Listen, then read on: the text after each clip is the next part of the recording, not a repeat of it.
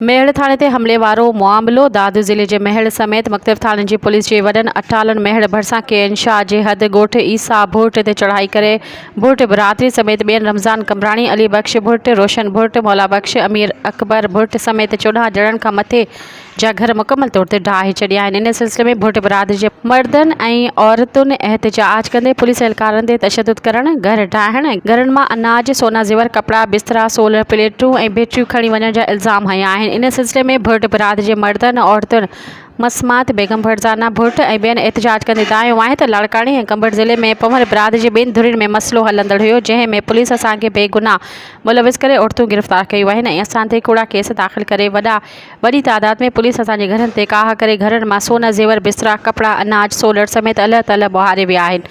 असांजो माल बि काहे वई आहे। पुलिस को हिकु बि घर नाहे छॾियो। पुलिस तरफ़ां चादर चोर दीवार जो तक़दस पामाल करे घरनि में घिड़ी असांजी औरतुनि ऐं ॿारनि ते तशदुद कयो आहे ऐं समूरा घर ढाहे छॾिया आहिनि।